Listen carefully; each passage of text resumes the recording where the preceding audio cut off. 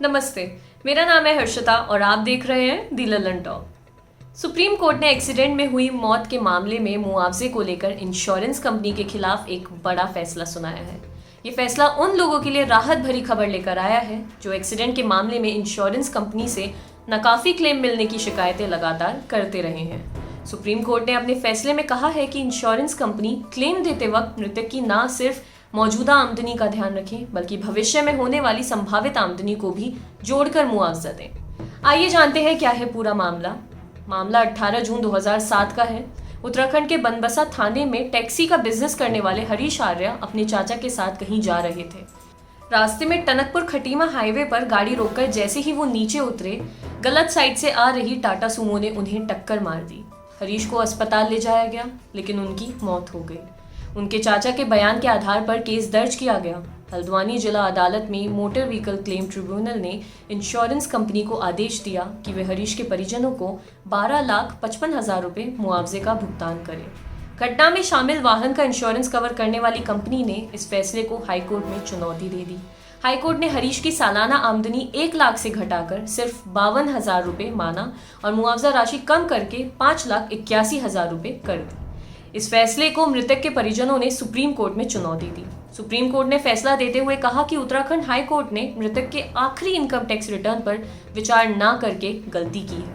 यह income tax return मृतक ने मरने से पहले दाखिल किया था और उसमें आमदनी तकरीबन 1 लाख रुपए सालाना बताई गई थी। हाईकोर्ट ने फैसला देते वक्त उससे पहले के 3 आईटी रिटर्न का औसत 52,635 रुपए को आधार बनाते हुए मृतक की सालाना इनकम को गिना था।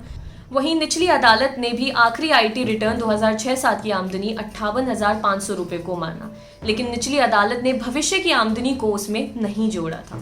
सुप्रीम कोर्ट की जस्टिस इंदु मल्होत्रा की अगुवाई वाली बेंच ने फैसला सुनाते हुए कहा कि एक्सीडेंट में हरीश की मौत 18 जून 2007 को हुई थी। उस वक्त वह 35 साल का था। उसकी पत्नी, बच्चे, पेरेंट्स उस पर निर्भर थे। सुप्रीम कोर्ट ने कहा कि निचली अदालत ने सालाना तकरीबन 1 लाख रुपए आमदनी के हिसाब से आकलन कर कुल मुआवजा 12,55,000 तय किया, जिसमें भविष्य की आमदनी का जिक्र नहीं था। सुप्रीम कोर्ट ने कहा कि जैसा संवैधानिक बेंच के जजमेंट में जरूरी है कि मुआवजा आमदनी में भविष्य की संभावित आमदनी भी जोड़ी जाएगी, इसी तरह मौजूदा सालाना आमदनी 1 लाख में हम 40% संभावित भविष्य की आमदनी जोड़ते हैं।